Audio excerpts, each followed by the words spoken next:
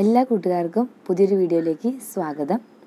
ഇന്നത്തെ ഈ വീഡിയോ ചെയ്യുമ്പോൾ വളരെയധികം സന്തോഷത്തോടു കൂടിയാണ് കേട്ടോ ചെയ്യുന്നത്. അപ്പോൾ ഇന്ന് ഞാൻ പറയാനായിട്ട് പോകുന്നത് നമ്മുടെ മാവിൻ്റെ വിശേഷമാണ് കേട്ടോ.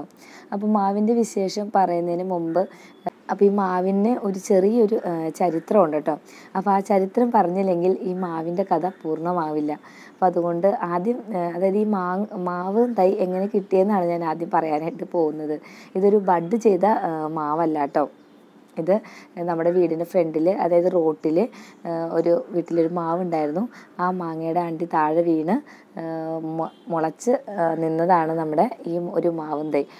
ഈ മാവ് വെച്ചിട്ട് നമുക്ക് കുറച്ച് വളർന്നു കഴിഞ്ഞാൽ ഇതിൽ നിന്ന് നമുക്ക് ഗ്രാഫ്റ്റ് ചെയ്യാമല്ലോ എന്ന് വിചാരിച്ചിട്ടാണ് കേട്ടോ ഞാൻ ഈ ഒരു മാവും തൈ നട്ടത്. ഞാനല്ല നട്ടത്, ചേട്ടനാണ് ചെറിയൊരു പാലിൻ്റെ കവറിൽ, മിൽമയുടെ പാലിൻ്റെ കവറ്, അങ്ങനെ മിൽമയുടെ പാലിൻ്റെ കവറിൽ നട്ടത്. അങ്ങനെ അത് അവിടെ തന്നെ നിന്ന് ഒത്തിരി എന്താ പറയുക, ഒരു ഏകദേശം ഒരു ഇത്രയെങ്കിലും ഹൈറ്റായിട്ടോ, ഹൈറ്റായി. അപ്പോൾ ഞാൻ അതിന് 2 പ്രാവശ്യം അതിനെ ഗ്രാഫ്റ്റ് ചെയ്ത് കൊടുത്തു. പക്ഷേ 2 പ്രാവശ്യം അത് ശരിയായില്ല.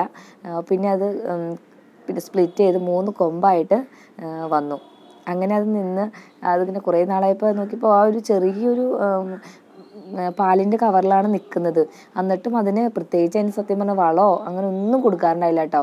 പക്ഷേ അത് നന്നായിട്ട് തന്നെ വളർന്ന് വരുന്നത് കണ്ടു.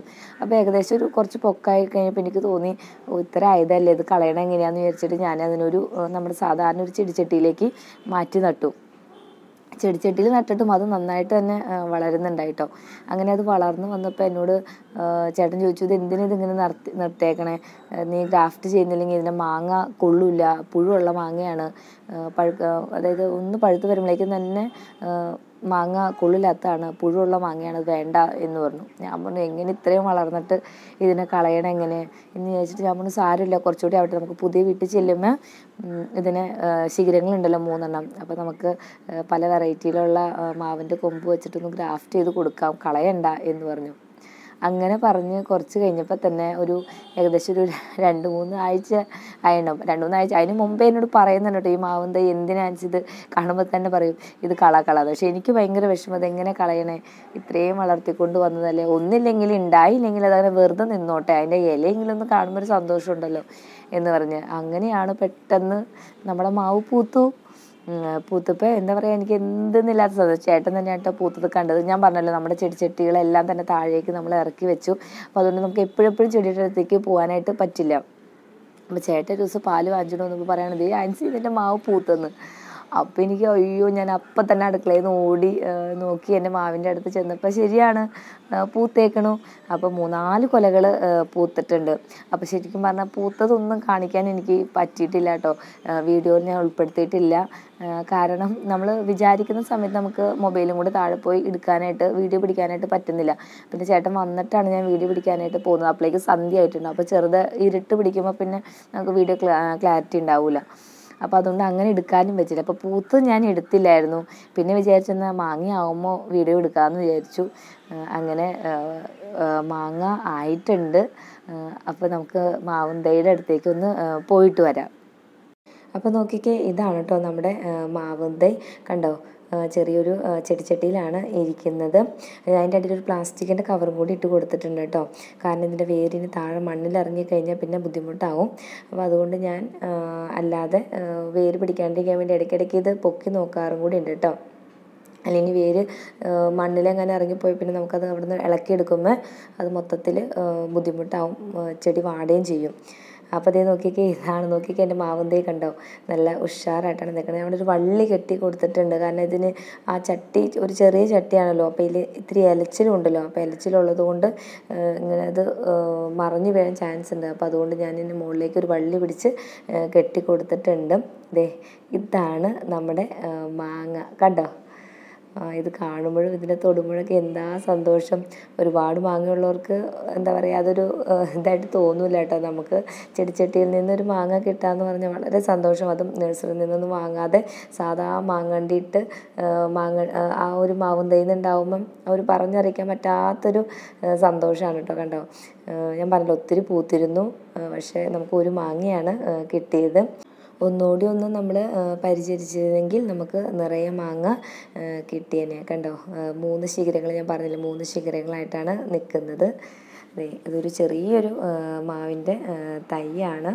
കണ്ടോ, ഇതിൻ്റെ അടുത്ത് നിൽക്കുമ്പോൾ തന്നെ എന്തുമാത്രം സന്തോഷമാണെന്നോ. നമ്മുടെ കുഞ്ഞുമാങ്ങയാണ് ഈ കിടക്കുന്നത്. ഏകദേശം ഈ മാവിനൊരു 3.5 വർഷം ആയിട്ടുള്ളൂ കേട്ടോ. 3.5 വയസ്സാണ് കേട്ടോ ഈ മാവിന്. അപ്പോൾ നമുക്ക് ഈ മാങ്ങേനെ അങ്ങോട്ട് പറിച്ചാലോ? അതെ, അപ്പോൾ ഞാനിതിനെ പറിച്ചെടുക്കുകയാണ്. കുറേ ദിവസമായി എന്നോട് പറിക്കണമെന്ന് പറയണു. പക്ഷെ ഞാൻ വീഡിയോ എടുക്കാത്തതുകൊണ്ട് ഇങ്ങനെ ഇട്ടേക്കായിരുന്നു. അപ്പോൾ ഞാനതിനെ പറിച്ചെടുത്തിട്ടുണ്ട്. അപ്പോൾ നമുക്ക് ഇതിനെ കൊണ്ടുപോയി കറി വയ്ക്കാമെന്ന് വിചാരിച്ചാണ് ഇരിക്കുന്നത് കേട്ടോ. അപ്പോൾ കൂട്ടുകാർ കണ്ടല്ലോ എൻ്റെ മാവും തൈ. അപ്പോൾ എനിക്ക് ഒരുപാട് മാങ്ങയൊന്നും ഇല്ല കേട്ടോ, ഒരു മാങ്ങയേ ഉള്ളൂ. കൂട്ടുകാർ കണ്ടതാണല്ലോ ഈ മാങ്ങ. ശരിക്കും പറഞ്ഞാൽ നമ്മൾ ഒന്നുകൂടി ഒന്ന് കെയർ ചെയ്തെങ്കിൽ നമുക്ക് ഈ മാങ്ങ ഫുള്ള് കിട്ടിയേനായിരുന്നു കേട്ടോ. പിന്നെ മാവിന് ചെറിയ ചെറിയ ഇടയ്ക്ക് ഈ കാക്കുന്നതിന് മുമ്പ് തന്നെ, അതായത് ഈ പൂക്കുന്നതിന് മുമ്പ് തന്നെ ചെറിയ ചെറിയ പ്രാണികൾ, വൈറ്റ് കളർ പ്രാണികൾ ഇങ്ങനെ വന്നിരുന്നു. ഈ ഓലയുടെ അടിയിൽ ഞാൻ ഓലയുടെ അടിയിൽ, തെങ്ങിൻ്റെ അടിയിലാണ് ഇരിക്കുന്നത്. ഈ ഓലയുടെ അടിയിൽ കാണുന്ന പ്രാണി പോലെ ഇങ്ങനെ ഇടയ്ക്ക് വന്നിരുന്നു. അപ്പോൾ അതിന് ഞാൻ ബിവേറിയാണ് സ്പ്രേ ചെയ്ത് കൊടുത്തത്. അത് അടുപ്പിച്ചത് ഒരു 3 ദിവസത്തെ ഗ്യാപ്പിന്. സാധാരണ നമുക്ക് ആഴ്ചയിൽ ഒരിക്കൽ അടിച്ചു കൊടുത്താൽ മതി. പക്ഷേ ഇത് അങ്ങനെ അടിച്ചു കൊടുത്തിട്ട് ഒരു രക്ഷയില്ല, അത് പോകുന്നില്ല. പിന്നെ കുറേ ഞാൻ കൈകൊണ്ടൊക്കെ തിരുമ്പി കളഞ്ഞു. നിറയെ വന്നിരുന്നു കേട്ടോ ഈ പൂക്കണയ്ക്കാൻ മുമ്പ്. അപ്പം ഞാനതെല്ലാം, അങ്ങനെ എന്തെങ്കിലും പ്രാണിശല്യമൊക്കെ ഉണ്ടെങ്കിൽ നമ്മൾ അപ്പം തന്നെ കണ്ട് അത് കളയാനായിട്ട് ശ്രമിക്കണേ. ഇതിപ്പോൾ ഞാൻ ശരിക്കും പറഞ്ഞാൽ കുറച്ച് ലേറ്റായാണ് കണ്ടത്. ഞാൻ പറഞ്ഞില്ല, എപ്പോഴും താഴെ പോയി നോക്കാനായിട്ടുള്ള ബുദ്ധിമുട്ടുകൊണ്ടാണ്. അപ്പം അങ്ങനെ കണ്ടപ്പോൾ തന്നെ ഞാൻ പിന്നെ ഒട്ടും നോക്കിയില്ല. ഈ മരുന്നൊന്ന് അടിച്ചു നോക്കി, പക്ഷേ അങ്ങനെ ഒരു ആഴ്ചയിൽ അടിച്ചിട്ട് പോയില്ലായിരുന്നു. പിന്നെ ഞാൻ എൻ്റെ ഇച്ചിരി കൂടി ഡോസ് കൂട്ടിയിട്ട്, നമുക്ക് 5 ml 1 ലിറ്റർ വെള്ളത്തിൽ അടിച്ചാൽ മതിയായിരുന്നു. പക്ഷെ ഞാൻ ഇച്ചിരിയും കൂടി ഒന്ന് ഡോസ് കൂട്ടിയിട്ട് അടിച്ചു നോക്കിയപ്പം കുറച്ചുകൂടി ബെറ്ററായിട്ട് പോകുന്നുണ്ട്. അപ്പോൾ 3 ദിവസം ഗ്യാപ്പിന് അടിച്ചു തുടങ്ങി കേട്ടോ. 3 ദിവസം കൂടുമ്പോൾ ഒന്ന് അടിച്ചു നോക്കി. പിന്നെ ഞാൻ കുറേ ഇങ്ങനെ കൈ കൊണ്ടൊക്കെ വെളുത്ത കളറിലുള്ള പ്രാണി അതിനെ കൊന്നു കളഞ്ഞു. അങ്ങനെ രക്ഷിച്ചെടുത്തതായിരുന്നു കേട്ടോ. അപ്പോൾ മാവിന് വന്നൊരു രോഗം കൂടിയാണ് ഇങ്ങനെ വെള്ള കളറിൽ ഇങ്ങനെ പ്രാണികളിങ്ങനെ മാവിൻ്റെ ഇലയുടെ അടിയിൽ ഇങ്ങനെ വരും. അപ്പോൾ അതൊന്ന് ശ്രദ്ധിക്കണം കേട്ടോ. വെറുതെ പൂട പോലെ ആയിരിക്കും ഇരിക്കുക. അപ്പോൾ അത് നമ്മൾ ബിവേറി ഒന്ന് സ്പ്രേ ചെയ്ത് കൊടുത്താൽ മതിയാവും. പിന്നെ 2 ആഴ്ച കൂടുമ്പോൾ ഇങ്ങനെ വളമിട്ട് കൊടുക്കുക. പിന്നെ അതുപോലെ തന്നെ ഈ പൂക്കളൊക്കെ പിടിക്കാൻ വേണ്ടിയിട്ട് ഫിഷ് അമിനോ ആസിഡ് സ്പ്രേ ചെയ്ത് കൊടുത്താൽ നല്ലതാണ് കേട്ടോ.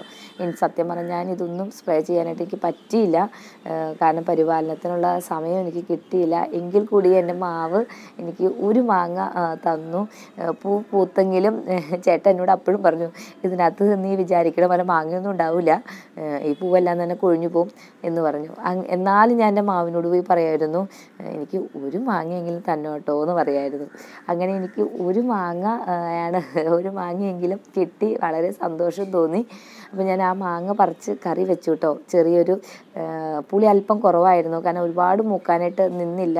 കാരണം ചേട്ടൻ പറഞ്ഞില്ല, ഇത് പുഴെങ്ങാനും വന്നാലോ എന്ന് പേടിച്ചിട്ട് ഞാൻ ഒരുപാട് മൂക്കാനായിട്ട് നിന്നില്ല. ഒരുവിധം അങ്ങോട്ട് മൂത്ത് കഴിഞ്ഞപ്പം തന്നെ ഞാനതിനെ പറിച്ച് ചക്കക്കുരു മാങ്ങയായിട്ട് കറി വെച്ചു.